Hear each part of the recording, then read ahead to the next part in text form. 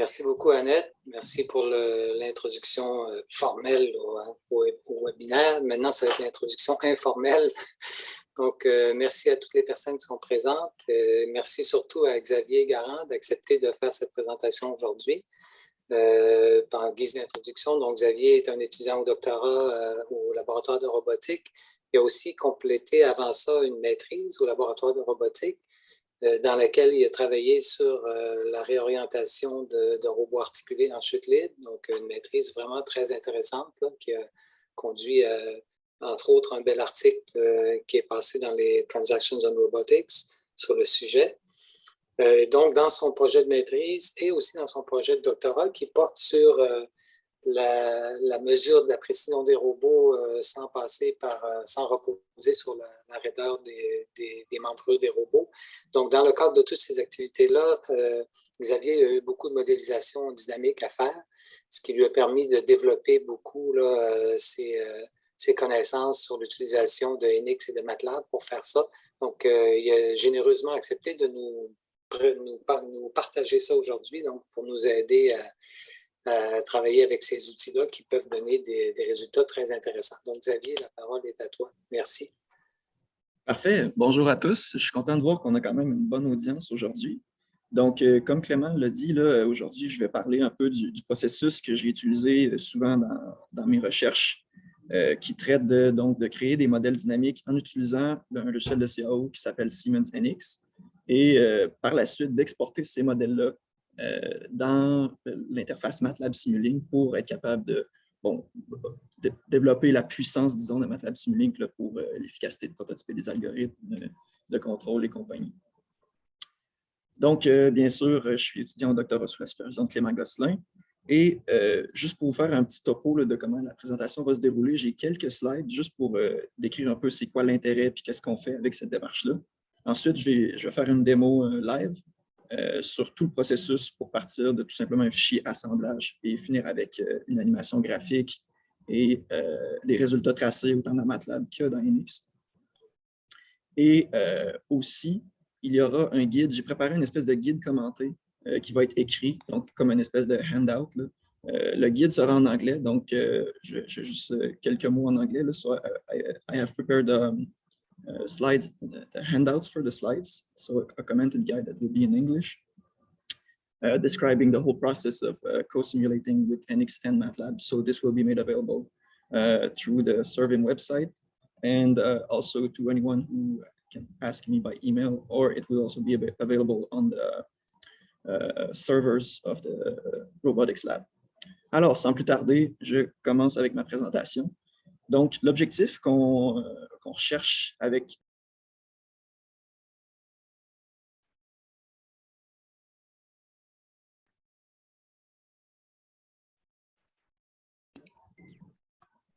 Est-ce que tout le monde m'entendait ou j'étais muté? Je viens d'avoir une notification. Désolée parce que je faisais entrer quelqu'un puis ça a muté en même temps. Je suis vraiment désolée. C'est bon, pas de problème. Donc, parfait. Donc, l'objectif qu'on recherche, en fait, c'est d'avoir au final une espèce de fichier Simulink. Là, je l'ai fait un peu en abstraction ici, où on aurait un contrôleur qu'on va concevoir dans MATLAB et on a un bloc Simulink qui va représenter notre modèle dynamique qui va tout simplement être exporté de NX. Donc, NX va nous offrir un bloc Simulink qu'on va tout simplement rentrer dans notre modèle Simulink et on va pouvoir tout simplement résoudre ça comme à l'habitude avec Simulink. Donc, ici. Parfait. Donc, à l'issue du processus, comme je l'ai dit tantôt, ce qui est intéressant, c'est qu'on va pouvoir tracer des données dans MATLAB, on va pouvoir tracer dans NX et on va pouvoir aussi avoir des animations graphiques dans NX directement à partir de notre modèle CAO. Ce qui est aussi intéressant, c'est que, bon, ici, sur vol du processus, on part d'un modèle générique NX Motion.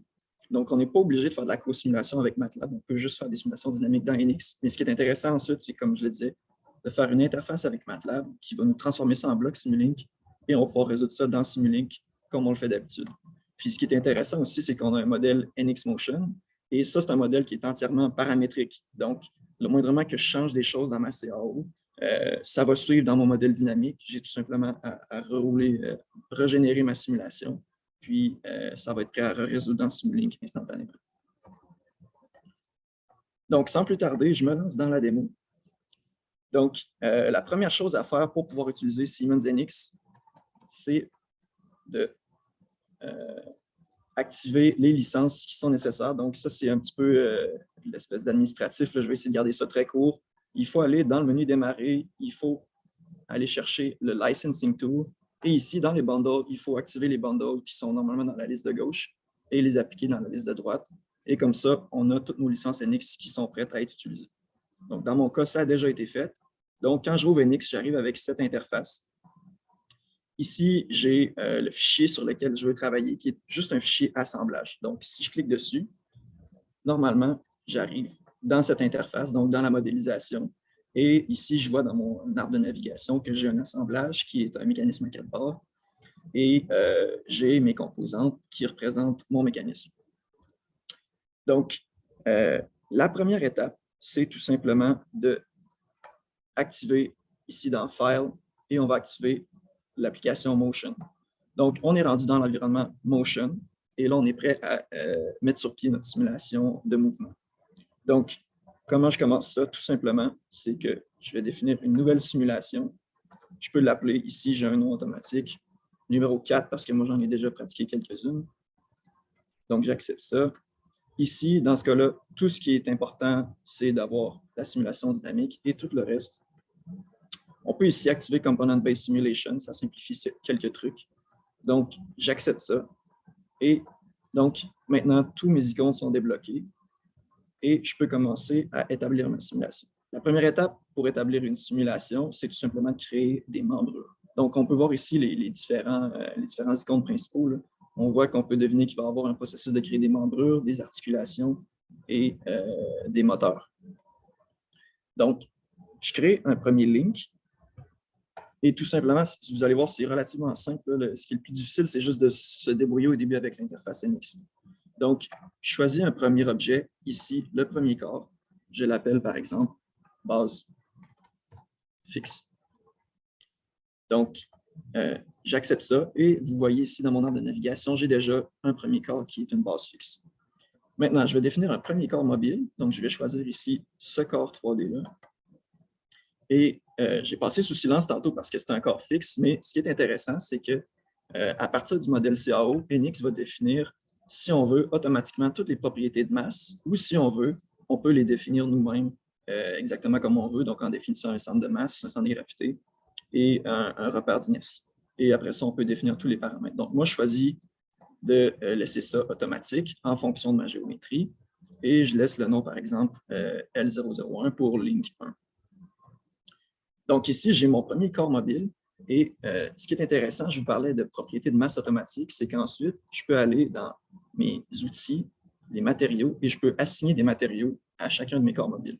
Donc, par exemple, dans ce cas-là, je peux prendre un corps qui est celui-ci ici, on me demande Select Body, et ensuite, j'ai une liste de matériaux qui sont disponibles. Donc, par exemple, je peux lui donner les propriétés de l'aluminium 6061. J'accepte ça comme ça. Et voilà, les propriétés de masse sont appliquées. Si on définit aucune propriété de masse par défaut, ce qui est appliqué, c'est la densité de l'acier. Donc, si on ne touche à rien, on assume que toutes nos composantes dans notre modèle sont en acier. Donc, je continue comme ça, j'établis mes autres membrures. Donc ici, je laisse Link 2 et finalement Link 3. Donc j'ai déjà passé un premier jalon, j'ai établi toutes mes membrures qui sont nécessaires pour réaliser la simulation. Je suis rendu maintenant à établir des articulations. Donc, ici, il y a une couche de complexité un peu plus. Donc, j'ai plusieurs options pour mes articulations / contraintes. Donc, ce qu'on va utiliser le plus souvent, bien sûr, surtout en robotique, c'est des joints Revolute ou des joints slider, donc des joints rotoïdes ou des prismatiques. Après ça, il y a des liaisons un peu plus complexes qu'on peut peut-être se servir, donc cylindrique, par exemple, qui est une combinaison de rotoïdes prismatiques, des vis qui combinent les deux mouvements.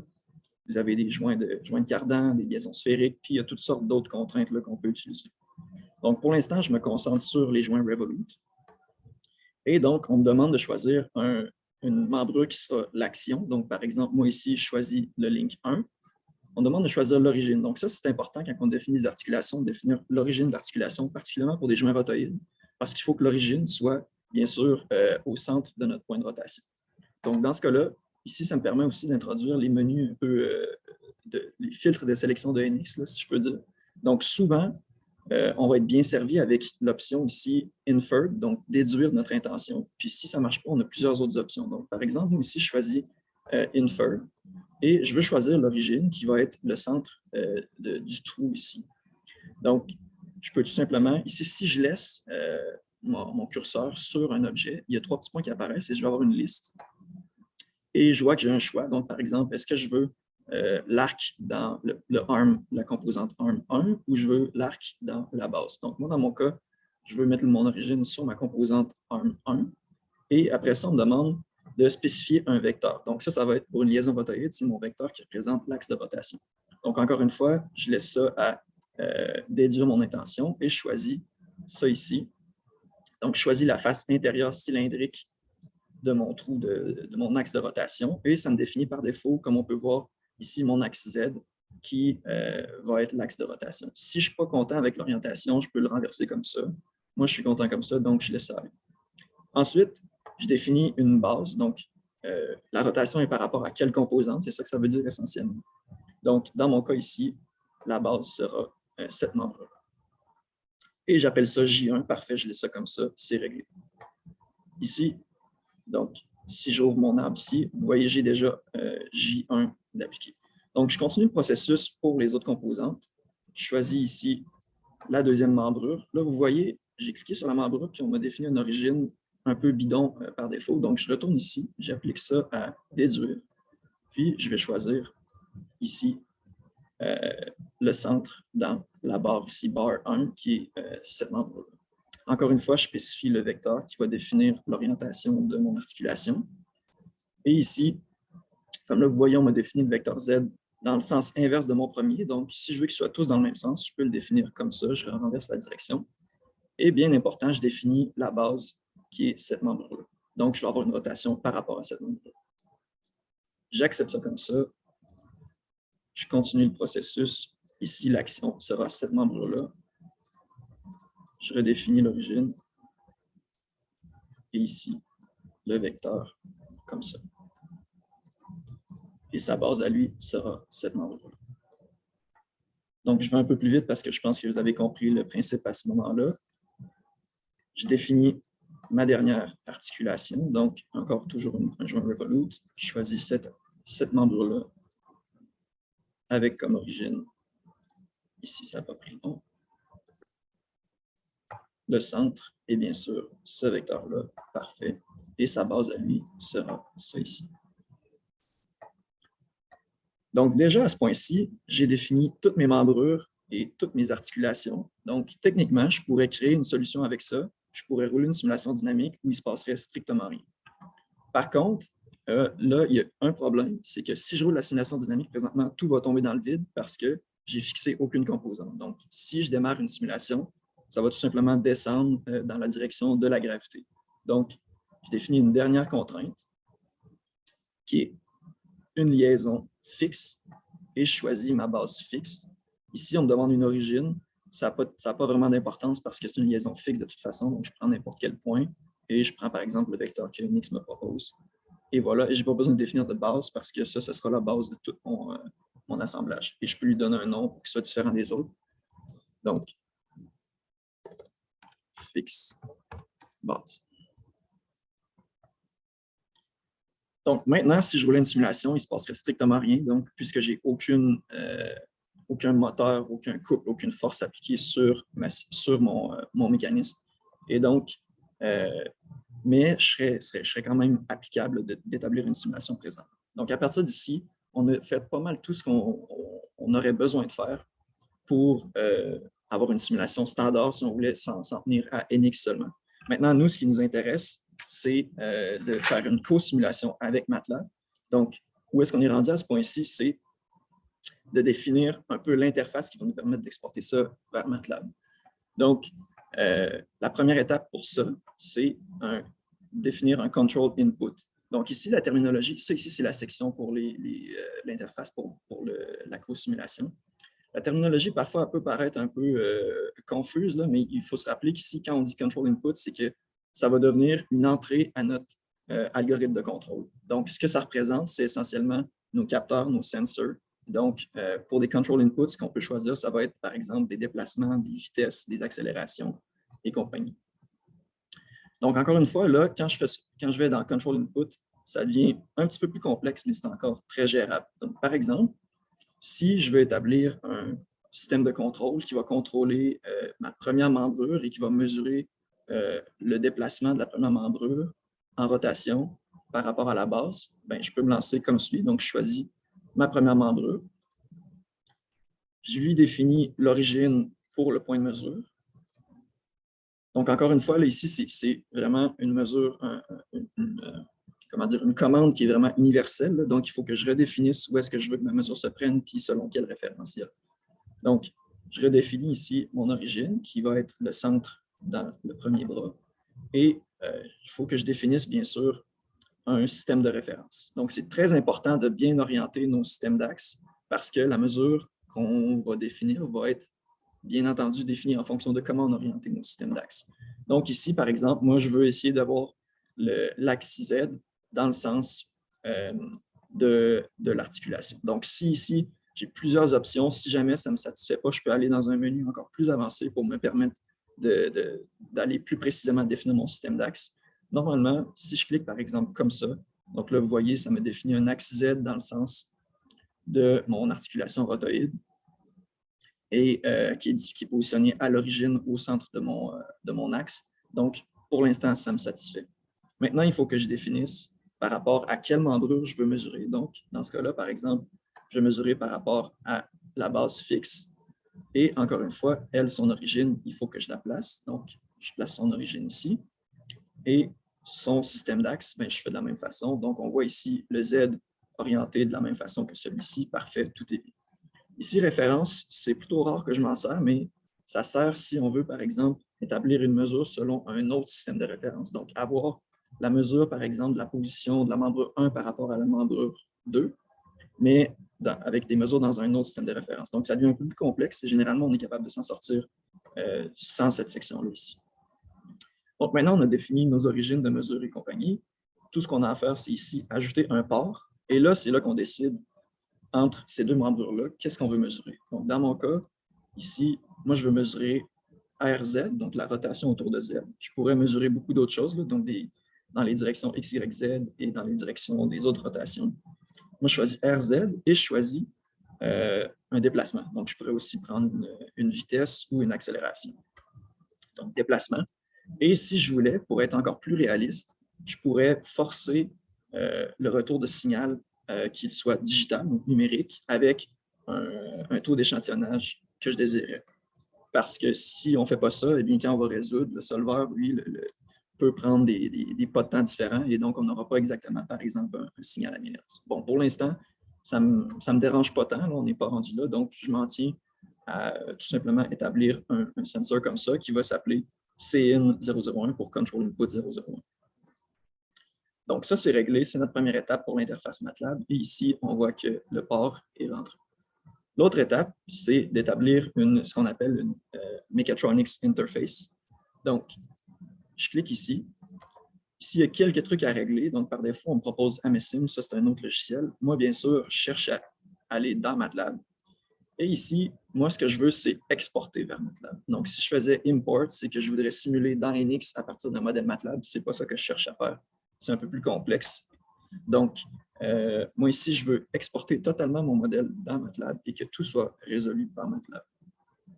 Donc, ensuite, on me demande Integration Type. Ici, ça ne serait pas grave de laisser Co-Simulation, mais généralement, Model Exchange va produire des résultats plus rapidement parce que ça, ce que ça veut dire, c'est que la solution va être MATLAB va s'occuper de la résolution au complet, entièrement.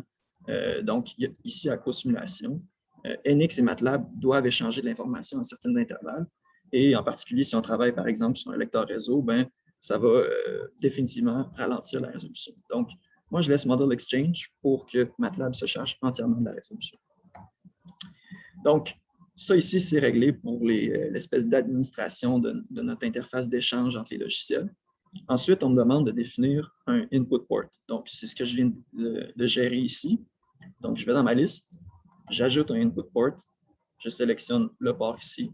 Et voilà, j'ai indiqué à mon interface MATLAB que je vais avoir un port d'entrée qui va être ce que j'ai défini ici, donc la position de rotation entre les deux membrures.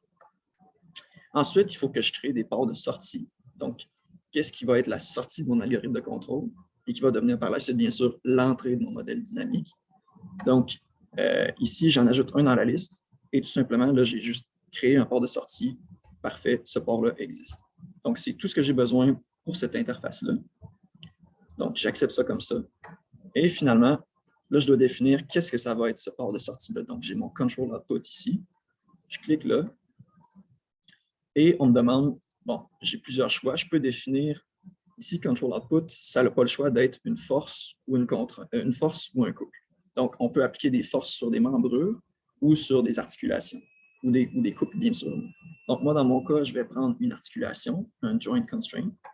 Et donc, on me demande de choisir sur quelle articulation je veux agir. Donc, comme je l'ai dit, je vais prendre, par exemple, la première articulation. Et là, puisque c'est un rotoïde, on m'oblige de prendre le couple, ce qui est correct.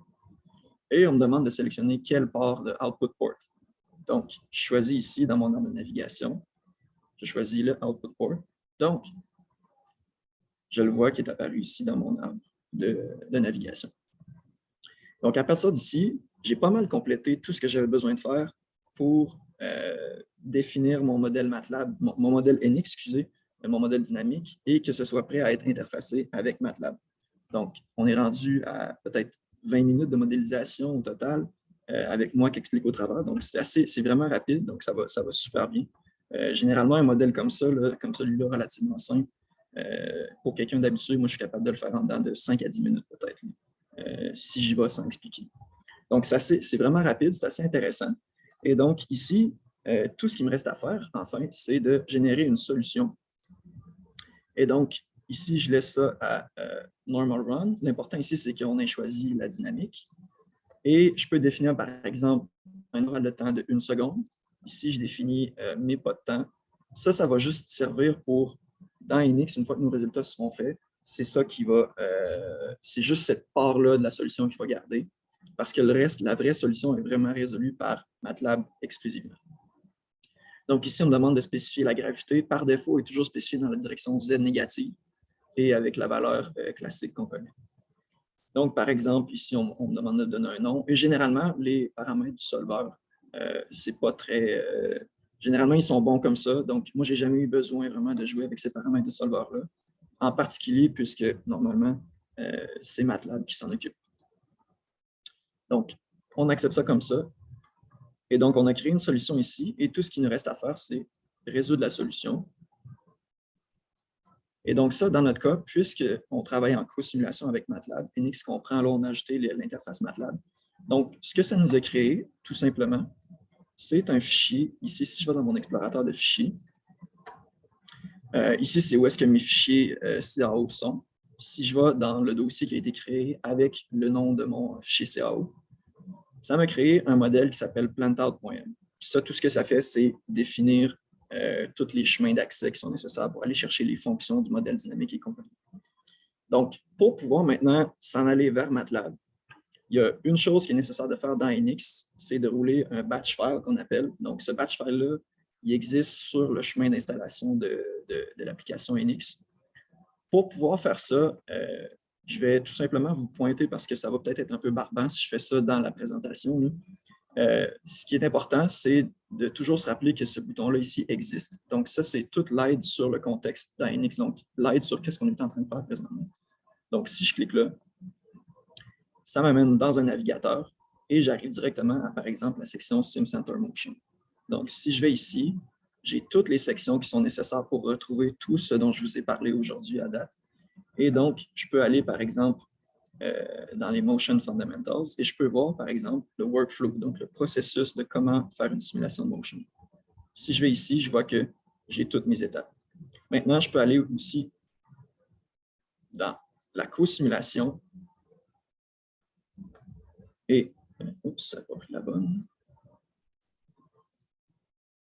Co-simulation et je peux aller voir le workflow avec le solver SimCenter, qui est celui qu'on utilise. Et donc, il y a une espèce de batch file à rouler, comme je vous disais, ça prend les droits administrateurs, on roule ça, et ça va générer un raccourci sur notre bureau qui s'appelle matlab-cosim.bat. Et l'important, c'est de démarrer MATLAB à partir de ce raccourci-là. Donc, c'est un peu la deuxième étape un peu administrative qu'il faut faire là, après avoir appliqué les licences pour NX. Donc, si vous allez sur votre bureau et que vous roulez MATLAB, à partir de là, donc ce que ça fait, ce raccourci-là, c'est que ça définit des variables d'environnement, encore une fois, pour pouvoir avoir accès aux différents chemins d'accès où les fonctions sont situées. Donc, je retourne dans le fichier ici, plantout.m. Donc, ça ici, c'est mon fichier qui est apparu. Et donc, tout ce que je dois faire pour que ça fonctionne, c'est tout simplement créer un fichier, par exemple, un modèle Simulink. L'important, c'est que le modèle Simulink soit ouvert. Sinon, vous allez avoir un message d'erreur, par exemple, si je le fais. Là. Si j'essaye de rouler ce fichier MATLAB-là, donc je fais Run, on me dit MATLAB Model Not Loaded. Donc, je peux tout simplement me créer un modèle Simulink. Et maintenant, je roule ce modèle-là. Donc, on me dit la mise sur pied de la simulation de motion est réalisée, est finie. Et ce que ça fait, c'est que ça m'a tout simplement créé un bloc Simulink qui s'appelle Plantout et qui, en fait, représente mon modèle dynamique. Donc, maintenant, par exemple, je peux définir des entrées à mon modèle dynamique. Donc, par exemple, je peux définir on va définir juste une onde sinus, par exemple, qui va être l'entrée de notre modèle. Et en sortie, par exemple, je peux mettre juste un scope, donc qu'on va envoyer directement ici à la sortie. Ce qui est important ici de noter, c'est que si je vais dans cette fonction-là, ici, cette fonction-là, qui est notre modèle dynamique, s'attend à recevoir un signal bus. Donc, dans MATLAB, c'est très important que tous mes signaux que je veux faire rentrer rentrent premièrement dans un bus creator qu'on appelle. Donc, le bus creator, lui, va prendre notre signal normal Simulink et va rentrer ça si c'est un signal bus. Donc, j'envoie ça ici. Ici, je peux tout simplement enlever la deuxième entrée.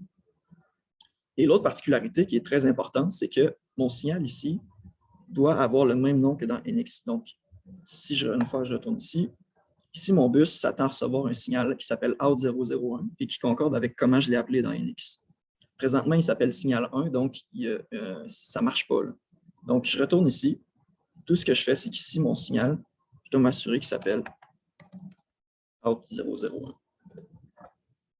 Et ça, ce que ça fait, en fait, c'est qu'il n'y a pas besoin de se soucier de dans quel ordre je vais concaténer mes signaux. Je vais tout simplement les nommer, je les mets dans un bus, et après ça, NX va s'occuper de MATLAB va s'occuper de les router aux bons endroits dans ses fonctions. Donc là, si je retourne voir mon propre bus ici, je vois que dans mon signal ici, j'ai le signal Out001. Et si je retourne dans la fonction générée ici par NX MATLAB, je vois que ici, il n'y a plus d'erreur. Donc, on est correct comme ça.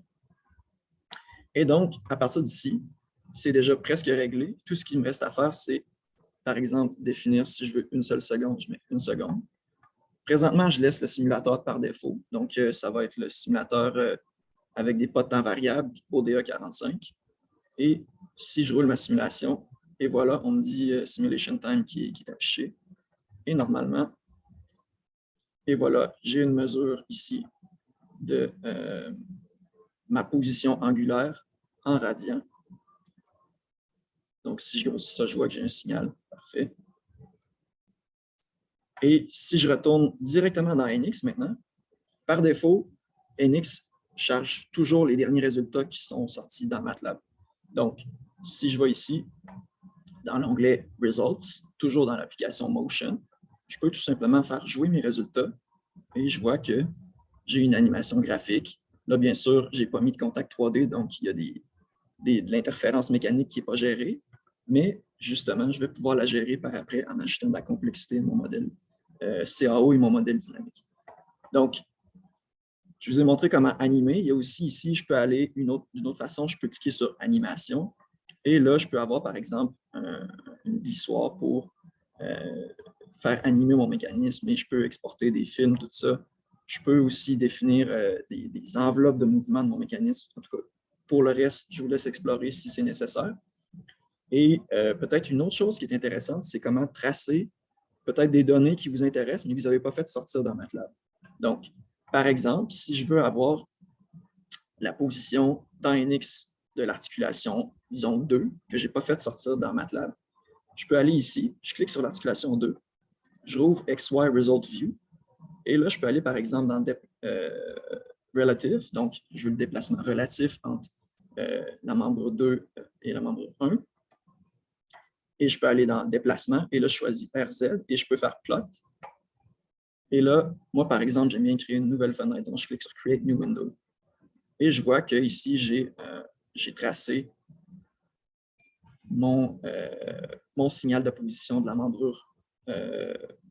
membre 2 par rapport à la membre 1.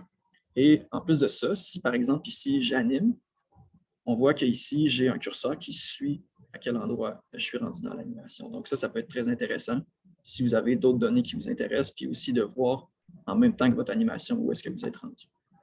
Donc, très important, quand j'ai fini l'animation, si je ne clique pas sur Finish, je ne pourrai plus rien faire d'autre. Ici, tout est en gris. Donc, Finish, je retourne à mon état initial et je peux ici, par exemple, fermer ce résultat-là.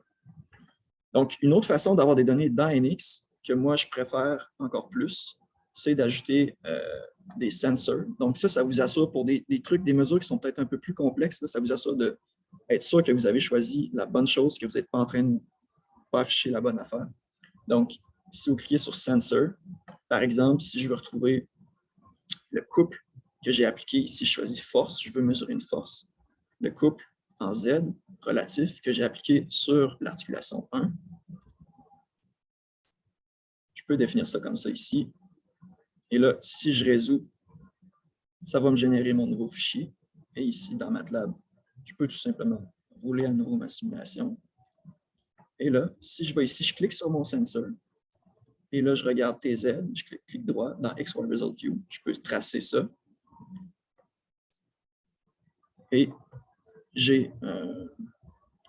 vois ici que j'ai ma courbe de couple. Donc, j'avais laissé une amplitude de 10, puis là, je n'ai pas joué avec la fréquence, donc on voit que ça fait cette courbe-là. Donc, ça, c'est le couple que j'ai appliqué au final sur ma première membrure à l'axe 1 ici. Donc, peut-être une petite dernière introduction que je peux faire pour des trucs un peu plus avancés qui sont très intéressants, c'est les contacts 3D.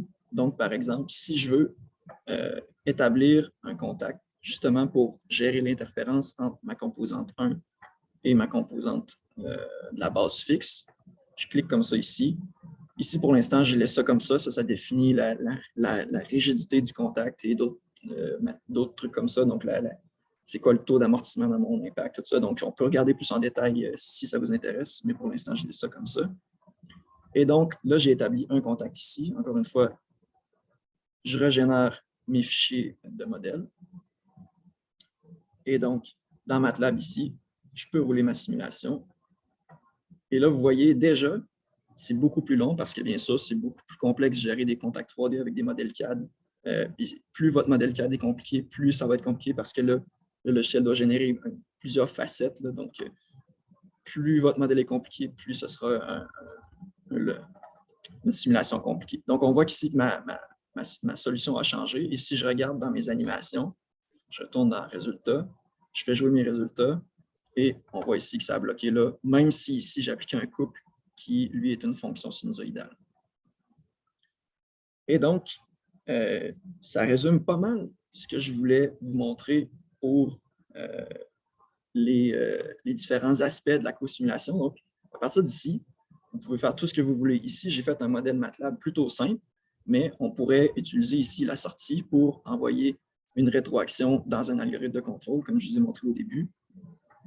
Et après ça, vous allez avoir directement tout ça en animation et en résultat, soit dans NX ou dans MATLAB. Et si jamais vous voulez essayer d'autres choses dans votre modèle, changer des paramètres de conception, tout ce que vous avez à faire, c'est retourner ici dans l'application Modeling, changer vos géométries, changer vos dimensions et vous pouvez après ça rerouler vos simulations autant que vous voulez. C'est aussi possible, je ne l'expliquerai pas en détail, là, mais c'est aussi possible d'exporter tous les résultats que vous voulez dans des fichiers Excel pour après ça faire l'interprétation de résultats comme vous voulez. Et donc, si ici, j'ai pas mal fait le tour avec NX et MATLAB, je vais retourner brièvement ici à mes diapos. Et donc, pour conclure, comme je vous disais, NX, ce que ça nous permet, c'est premièrement, de concevoir notre mécanisme. Donc, si vous faites votre CAO dans NX, c'est vraiment ça qui est le plus gagnant. Vous pouvez aussi tout simplement importer dans NX des fichiers STEP si vous avez fait votre modélisation ailleurs. STEP étant une espèce de système de fichiers universel pour les fichiers 3D pour ceux qui ne sont pas dans le secret des dieux.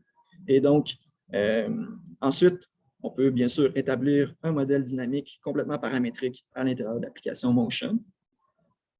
Et après ça, bon, bien sûr, on peut résoudre directement la simulation dans NX si on veut. Donc, dans NX, là, j'ai fait surtout la démonstration avec MATLAB.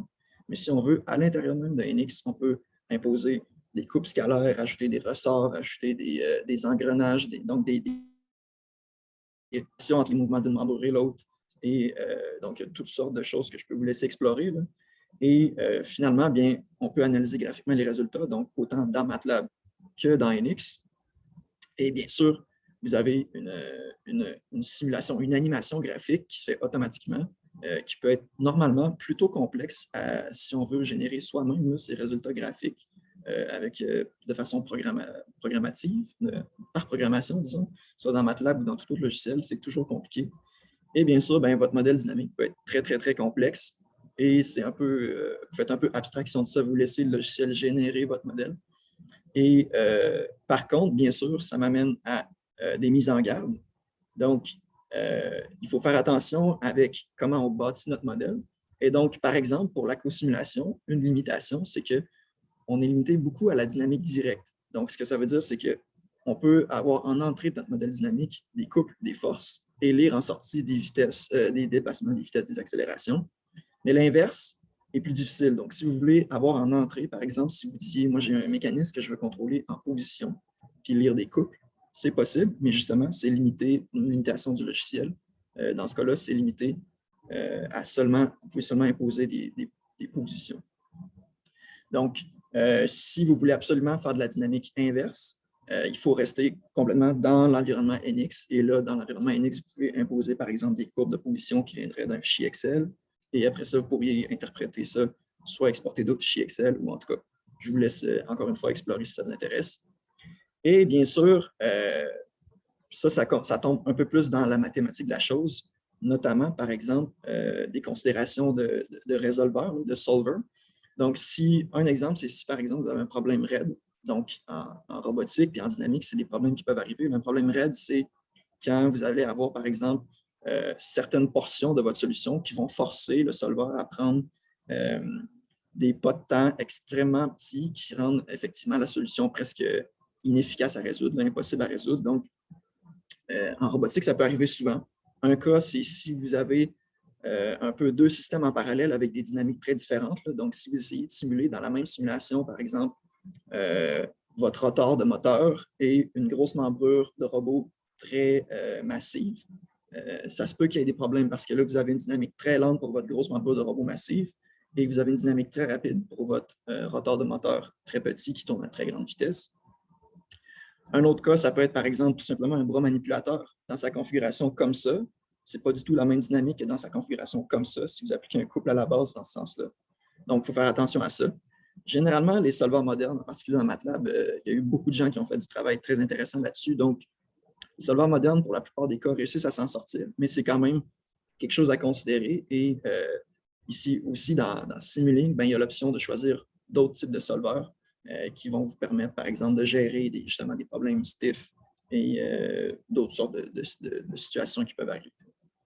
Et donc, ça conclut ce que j'avais à vous présenter pour aujourd'hui. J'espère que ça vous aura intéressé. Et bien sûr, si vous avez des questions, si vous voulez qu'on regarde un peu plus les autres possibilités qui sont offertes dans le logiciel, soyez les bienvenus. Merci beaucoup, Xavier. C'est super intéressant. Il y a sans doute des questions, mais moi, j'aimerais commencer par une petite question pour être sûr que j'ai bien compris. Tu as dit dans NX, si on veut faire de la dynamique inverse, on est limité aux positions. Est-ce que tu veux dire que ce qu'on peut prescrire, c'est une fonction de temps, mettons, d'une articulation ou quelque chose comme ça? Oui, exact. Ça, c'est seulement si on veut faire de la co-simulation dans MATLAB. Si on OK. veut absolument que notre entrée de notre modèle dynamique vienne de MATLAB, puis que notre entrée de modèle dynamique soit une position, Ben, en fait, c'est ça. C'est que si on veut faire de la co-simulation dans MATLAB, notre entrée de modèle dynamique peut être seulement un signal de position selon le temps. Si on voulait imposer, par exemple, des vitesses selon le temps, là, on serait contraint à rester dans l'environnement NX. Puis on peut se débrouiller, par exemple, avec importer des fichiers Excel ou des fichiers CSV. Mais si on veut absolument utiliser l'environnement MATLAB pour faire de la dynamique inverse, on est limité avec des signaux de position selon le temps. OK. Autrement dit, c'est lui qui va générer les vitesses et les accélérations correspondantes. On ne peut pas les forcer, là. Exact, c'est ça. OK. Merci. Il y a sans doute d'autres questions. N'hésitez pas. Vous pouvez écrire dans la conversation ou vous pouvez simplement prendre le micro.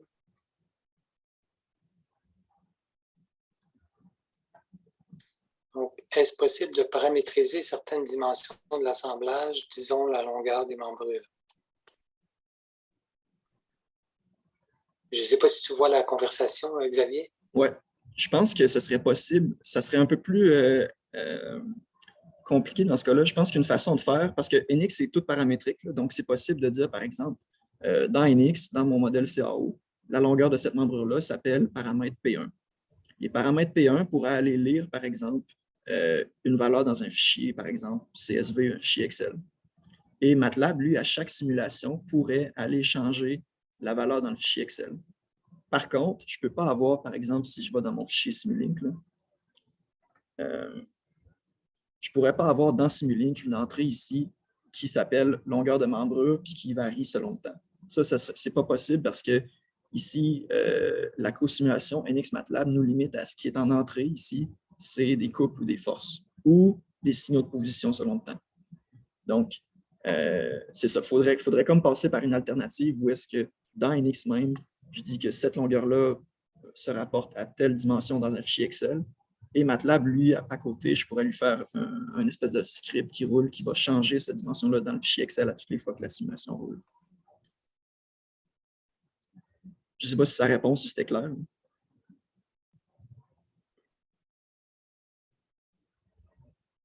Je pense que oui. Il semble que oui. Il y a peut-être d'autres questions. Comme je disais, vous pouvez parler ou écrire dans la conversation, là, comme vous voulez.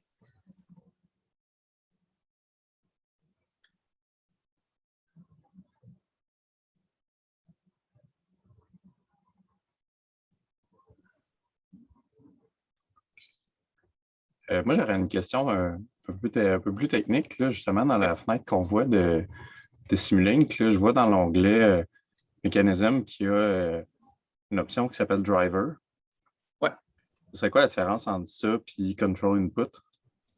Driver, c'est justement si, par exemple, tu veux rester totalement dans l'environnement NX, tu vas appliquer un driver justement sur une articulation. Il va te demander de choisir, par exemple, une articulation comme ça. Moi, je choisis l'articulation 2. Et là, je pourrais dire, si par exemple, tu veux imposer, comme je le disais, une position, tu le mets sur Control. Et tu vas choisir un output port comme on avait parlé dans l'interface MATLAB. Sinon, comme je dis, si tu restais dans l'interface NX, là, tu pourrais dire, par exemple, join driver, tu pourrais mettre des fonctions polynomiales, des fonctions harmoniques, tu pourrais générer un profil 2D ou importer des valeurs d'un fichier Excel si tu veux une courbe quelconque. Là. Donc ça te permettrait, driver, ça permet d'imposer une position, une vitesse ou quelconque à une articulation. Puis si tu voulais, par exemple, appliquer un couple sur une articulation, tu pourrais ici utiliser scalar torque. Si tu voulais appliquer une force, tu pourrais utiliser scalar force. Tu pourrais aussi prendre vector force, vector torque. Donc, disons, par exemple, je peux l'utiliser dans n'importe quel cas. Là. Donc, je pourrais, par exemple, appliquer un couple sur mon articulation 4 ici, d'une valeur de, disons, 10 Nm et faire OK. Et là, ça serait considéré dans ma simulation, même ma co-simulation avec MATLAB. Puis, donc, on aurait comme ici cette articulation-là qui aurait le couple qui est appliqué par MATLAB et celui-là ici qui serait considéré comme s'il y avait toujours un couple de 10 Nm qui est appliqué dessus, par exemple.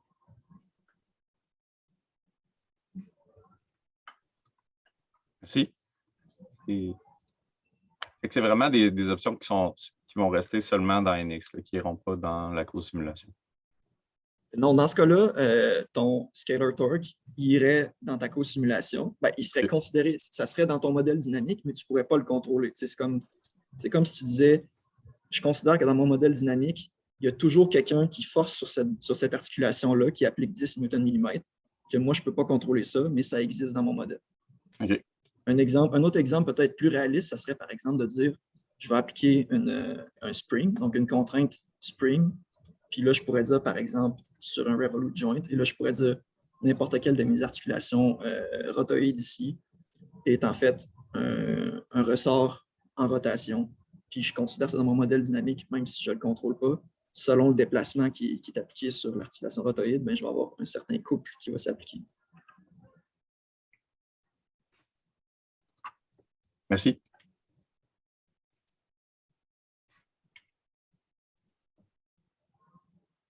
Salut Xavier. Salut André. Ça me fait vraiment plaisir de te revoir depuis quelques années.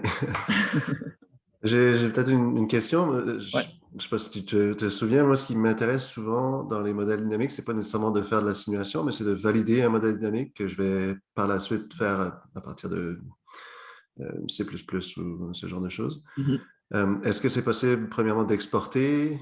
Est-ce qu'il y a comme d'autres façons que tu verrais relativement faciles de pouvoir valider un modèle? Ben, je te dirais le plus simple, moi, ce que j'ai fait souvent, c'est par exemple, tu vas avoir un modèle, disons, tu t'es fait ton propre modèle dans MATLAB avec un cas simple, tes équations différentielles qui sont résolues, puis tu vas sortir, par exemple, ton signal de position. Ben, tu peux exporter ton signal de position soit de ta simulation qui est complètement contenue dans NX, ou sinon, si c'est ce signal-là, ben, tu peux l'exporter, tu es dans MATLAB, là, tu peux faire ce que tu veux avec.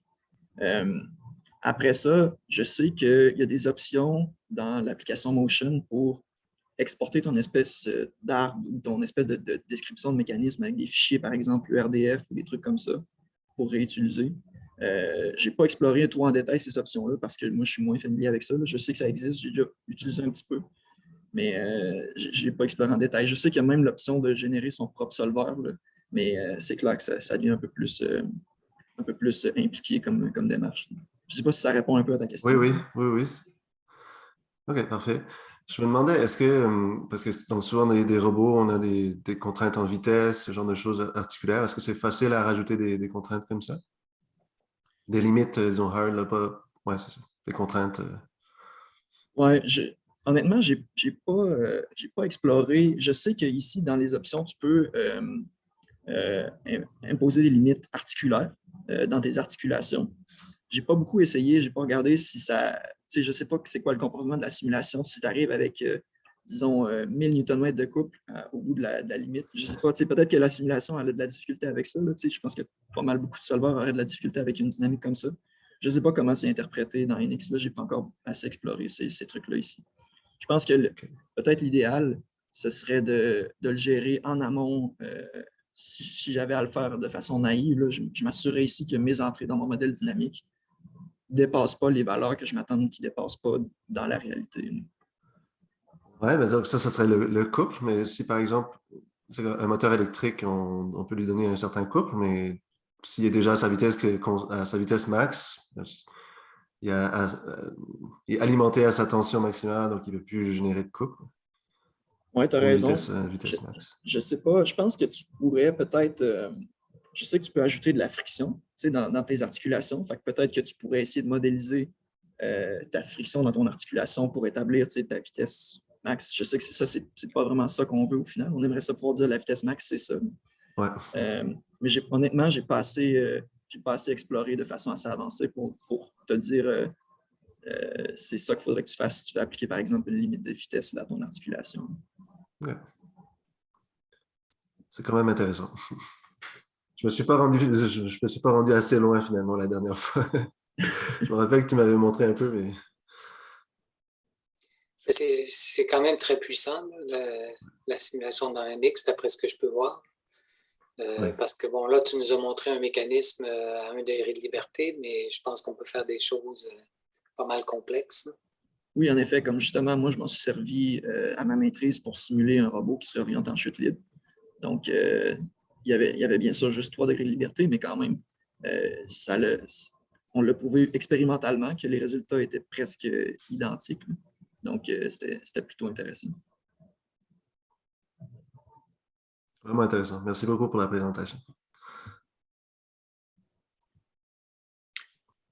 Est-ce qu'il y a d'autres questions?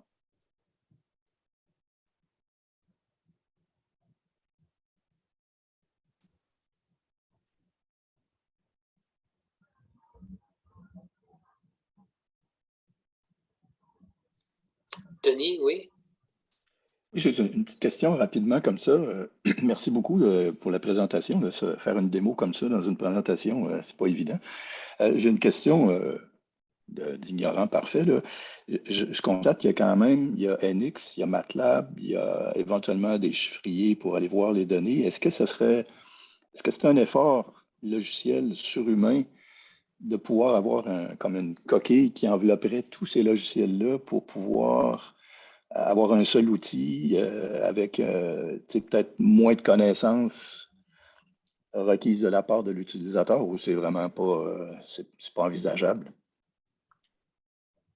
Je sais pas, je pense que le bout compliqué, selon moi, c'est interfacer avec NX.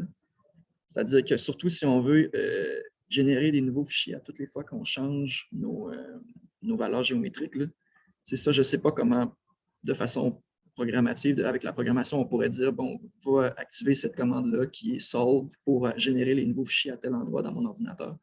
Ça ne vient pas avec un SDK très, très ouvert, si je comprends bien. J'ai l'impression que non, mais moi, je viens d'un background mécanique, fait que c'est clair que ça n'aurait pas été ma première idée non plus. Là. Mais il y a peut-être moyen de... J'ai jamais poussé trop la question de ce côté-là. Après ça, si on dit mon modèle dynamique est fixé, je sais que c'est ça. Ben, là, après ça, là, on a accès, par exemple, au style MATLAB. Puis MATLAB, ça, après ça, ça peut interfacer, je pense, assez simplement avec n'importe quoi d'autre qu'on voudrait utiliser. Donc, si on considère le modèle dynamique comme fixe, qu'on sait que ça, c'est notre mécanisme, puis qu'on veut juste essayer des choses avec, comme par exemple, si c'est un modèle CAO d'un mécanisme qui a déjà été usiné, on sait qu'il ne changera pas. Donc, on a juste à le créer une fois. Puis après ça, on peut se faire un modèle MATLAB qui interagit avec tout ce qu'on veut, puis qui fait tout ce qu'on veut. C'est ça. OK, ben merci. Merci beaucoup.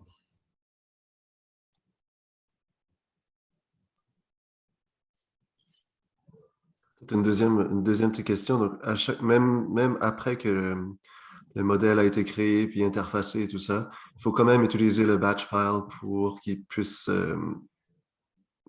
c'est-à-dire, ouais. Une fois qu'on a créé, qu'on a exécuté le programme, je ne me rappelle plus quoi, là, le fichier .m, ouais. Est-ce qu'on est encore obligé d'utiliser le batch file pour utiliser notre modèle Simulink qui a déjà été généré?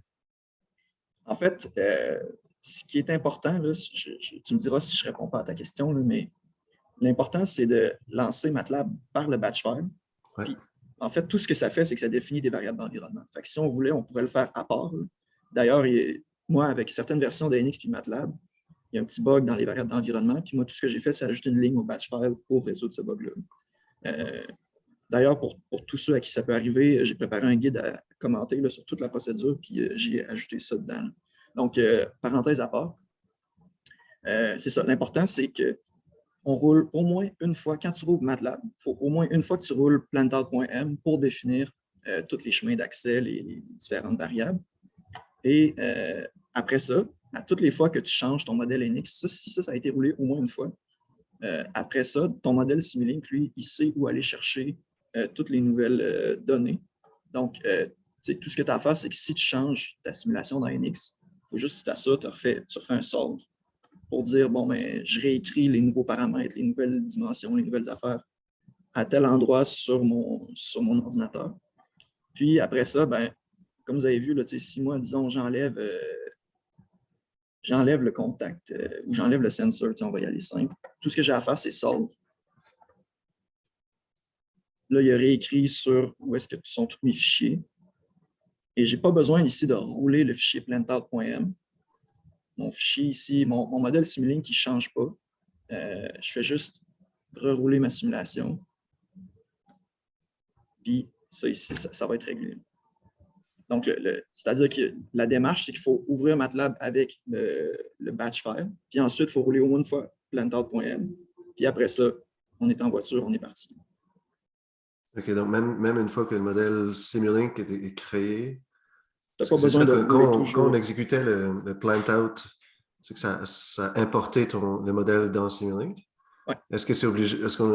Admettons que j'ai mon modèle, j'ai créé ce modèle ici, je ne change plus jamais mon modèle CAD, je n'ai plus besoin de NX du tout. Je veux juste revenir dans 2 semaines puis relancer une simulation avec différentes données. Mm-hmm. Est-ce que j'ai besoin de réutiliser le batch file ou est-ce que je peux juste ouvrir Simulink, ouvrir mon modèle que j'ai sauvegardé, puis... Il faudrait juste que tu rouvres MATLAB avec ton raccourci qui s'est créé.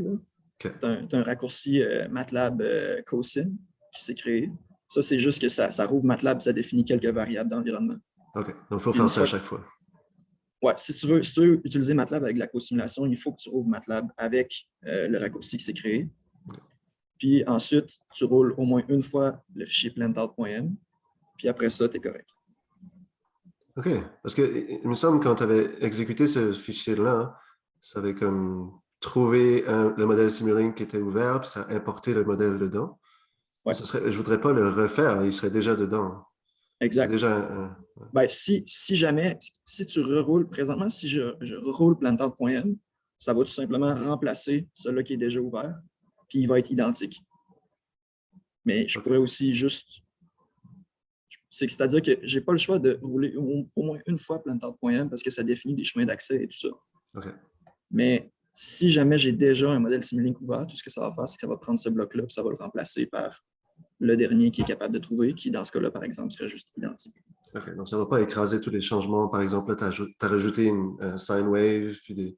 Non, ça va juste remplacer ce bloc-là ici. Ouais. OK, parfait.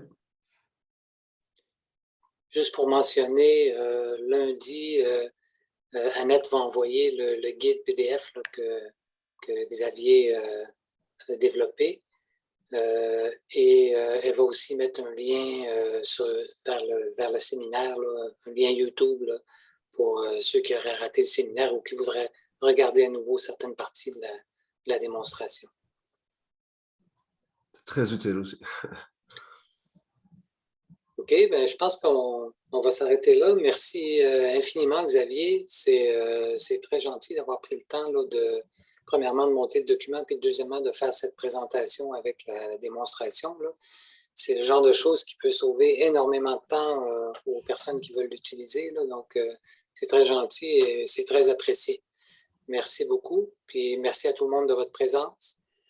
Et on se dit à la prochaine pour la continuité des séminaires Servim. Merci tout le monde, merci de votre présence, merci de votre écoute.